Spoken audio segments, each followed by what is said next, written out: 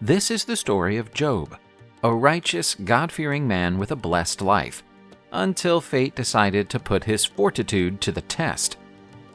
He was an honest, God-fearing person who shunned evil, and his life was one of abundance. He had 7 sons and 3 daughters and thousands of cattle.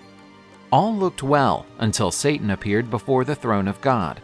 The Lord inquired where he came from, and Satan replied that he had come after wandering the earth and noticing how wicked people were. "Have you seen my servant Job? There was no one like him on earth, a righteous, God-fearing man who steers away from evil." "Do you think Job fears God for no good reason? You have surrounded him with possessions and protection. Strip him of everything he has and watch and see if he does not start cussing you out." "All he has is now in your hands. Just keep him alive."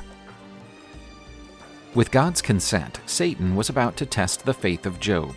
As Job sat at home with his wife, servants started arriving one after the other, bearing bad news. The first told him that the Sabaeans had come and taken his oxen and donkeys, killing his servants. He alone had escaped to deliver the news. The second servant reported that the fire of God had fallen from heaven and burned up all the sheep. The third said that the Chaldeans formed 3 war bands and demanded all his camels for fighting. But the fourth and final servant had the worst news. His sons and daughters happened to be eating and drinking in the house of Job's brother, when a mighty wind burst in and tore the place down. They had all perished. But the reaction of Job stunned everyone. He ripped off his cloak, shaved his head, fell to the ground and worshipped God, uttering, "The Lord gave and the Lord hath taken away. Blessed be the name of the Lord." Again, before God, Satan asked for permission to strike and hurt the very body of Job. "It is easy to be a believer when you are in good health. Let me plague him with sickness and see if he does not curse you." "He is in your hands, but spare his life." Then Job was stricken with sickness and covered in sores. As he sat on a pile of ashes, scraping his wounds with a pottery shard and remaining faithful to God. Outraged, his wife came up to him and said, "Are you still righteous? Just curse God and die." Yet Job made no use of his lips to curse God and sin. 3 of Job's friends, Eliphaz, Bildad, and Zophar, had come from a long way away to comfort him.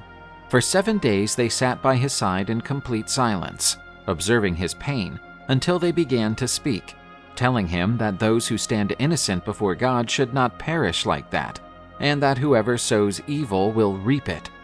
They believed that Job had to be a sinner, since if he were pure, God would have delivered him from that plight. "How dare you accuse me? I have not committed sin. Despite my suffering, I hope for justice. If only I could speak directly to God." Job wished to speak directly to God, since in his suffering he was profoundly anguished and confused. He was a righteous and honest man, and because he faithfully adhered to God's precepts, he believed that his suffering should not be as intense and incomprehensible as it was. But he had lost his possessions, his family, and his health, and he could not understand why these tragedies had occurred. He wished for God to justify it, to explain why he was letting an innocent person suffer so much. Job trusted that if he could talk to the Lord, he could make his case and possibly get an answer that would make sense of his pain and affliction. As Job stood alone in the desert, staring up at the starry sky, a powerful voice began to speak from within a whirlwind. The stars shone brightly. "Who is this that obscures counsel with ignorant words? Where were you when I laid the foundations of the earth? Can you rule the universe?" Job admitted his smallness before God's wisdom and that a single man would never comprehend the plans and will of the Highest. "I wanted to find out what I did not understand, but now I am aware of it, and I repent for foolishly trying to grasp these things that are too wondrous for me or any other man to understand." The Lord knew all along that his most loyal servant would never curse him, and he granted Job more blessings for the rest of his life than the beginning.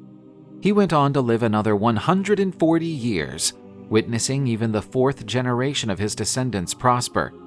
Job died old and overflowing with God's blessings. His story is remarkable as it deals with an issue we all face at some point in our lives: suffering. Job was a righteous man, loyal to God, and yet he lost everything he had: his property, family, and health. He could not understand why he was suffering, particularly when he had not made any evident wrongdoing. This is one of the first major lessons of Job's story. Suffering is not always a direct outcome of our actions. Many times, terrible things happen to good people, and this challenges our perception of justice. We often believe today that if we do everything right, we will be rewarded, but Job's story illustrates that life may be more complex than that. Suffering is an inherent element of the human condition, but trying to understand the why may not always lead us to the answers we want. Many times, when faced with difficult moments, we ask ourselves, why is this happening to me? Why am I going through all this pain? Job's eagerness to speak to God reflects his honesty when faced with suffering. He was neither silent nor passively resigned. He voiced his doubts, his frustration, and that is one of the reasons why the story is so important. Job teaches us that it is only human to question. He allows us to be honest with our feelings, without fear of being sanctioned for questioning what we do not understand. Once God finally addresses Job, he does not provide a thorough explanation as to why he is suffering. God instead draws attention to the immense mystery of creation, to the complexity of the universe, showing Job that many things are far beyond human understanding. And this is one of the most important takeaways from the story. As human beings, we are limited in our comprehension. We do not have all the answers, and sometimes accepting our finitude and the enormity of the world is the very source of our peace. The story of Job tells us that the ultimate test of faith is not to believe in something when everything is okay, but to keep on doing so when the world seems to be collapsing around us. In our world today, looking for swift answers and easy solutions to our problems, Job reminds us that not all things can be explained or dealt with immediately. At times, the answer lies in patience, humility, and faith. The story of Job calls us to ponder our own lives, our painful moments, and how we react to them. It teaches us that to question is part of the journey, but that in the end, embracing the mystery of life and trusting in something greater can be the way to inner peace.